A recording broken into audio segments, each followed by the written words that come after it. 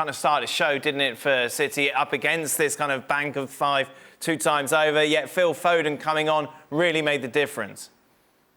Oh, he did, yeah. And look, none of the shouts for penalties were penalties. And I don't think there'll be too much debate about that. There was a few going to grounds under soft challenges, but I don't think there was any real shouts for penalties. Yeah, he made a huge difference, just his poise and the areas that he got into, and obviously that ball, I'm not sure what Lodi was doing, I think it was with the challenge. But yeah, just made a big difference. Obviously, with no Walker on the side, Cancelo, moving across, natural left back there. Okay, Ake defensively, big and strong, physical. You're not going to get as much, if anything, down that left-hand side. So that kind of negates that. Sterling was on his own kind of in that side for long periods. But it just seems to me, guys, that Simeone is a frightened coach. Yeah, he's been a successful coach to an extent with what he's done, and he has had achievements. But as Stevie said, with what he's spent, he's still a frightened coach. He's frightened to fully utilise what he's got. He's frightened. And I'm not just talking about against Man City.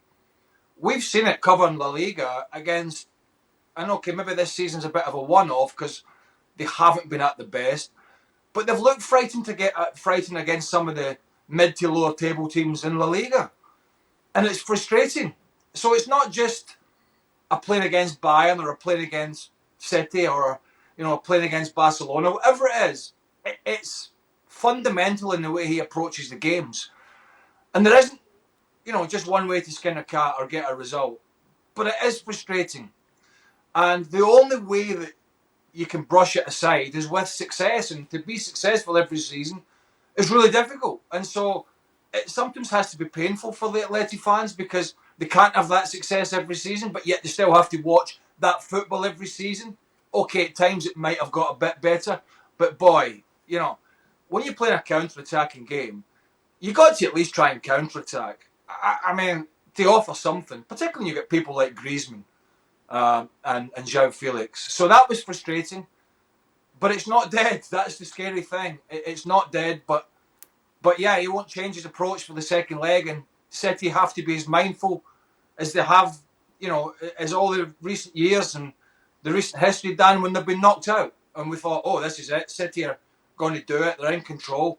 I think that's going to be a big warning to them again that they have to get the basics absolutely spot on. Nadim, everyone agrees that they weren't surprised with the way that Atleti set up. So why did Pep not start someone like Phil Foden from the get-go when you know that he has got that ability to unlock a deep defence? Do you know, I think that is a good question. Maybe in this instance, the timing of him coming on, the impact that he wanted to have, the game was maybe in a different spot, because there's no guarantee that if he started, he would have had the same impact, because, Atletico, for as negative as they were overall, I think they were more negative in the first half, in my opinion. So maybe some of those opportunities that he had in that second half, maybe they wouldn't have been there, but I think the poise that he has, the sort of turn of pace that he has, and the directness that he has, it's definitely going to be a big strength for City between now and the end of the season. It was a shame that, he didn't play, but then you look at it, he played on the same side as Mahrez this time, and Mahrez is the top scorer for the football club. So at this stage, somebody who ever misses out on a week-to-week basis is, tends to be a big-time player. But yeah, I think it was good to see him come on and make a difference. That's what you want from those players, and he did provide a lot of energy. But I think going into the second game, if he does start, I doubt he'll have the same sort of impact, because they'll probably try and get to him the same way that, say, when Grealish came on, one or two people started leaving their mark on him just to remind him of the fact that he's in a game. And as Craig is alluding to, like, the second leg, for as crazy as it is, as crazy as this game was, it's nothing set in stone. And this is what I really don't understand. Like, I'd love Ali to explain this one to me, because he watches more La Liga. Like, I look at the table and Atletico are second top scorers in La Liga, but then we've seen a performance like today where they don't have a single shot. And I think over here in the UK, the perception is that this is who they are, but surely this can't be who they are, because back domestically they are actually scoring some goals. That's I can't put it together. Well, the truth is that Atletico Madrid this season in La Liga have not been what we saw today. They, in the early part of the season particularly, were very willing to go in a back and forth with teams. And they were scoring goals, but guess what? Other teams were scoring goals as well.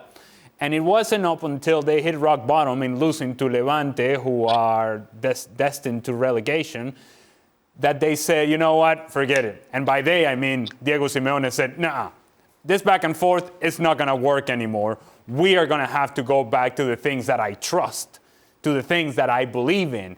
And in his heart and his soul, everything about Diego Simeone is, we're going to fight here, and whatever happens in the attacking half, that's a plus. That's a bonus. But the first thing that we're going to do is we're going to fight here in the defensive half. And this is what they've been doing over the last month. And guess what?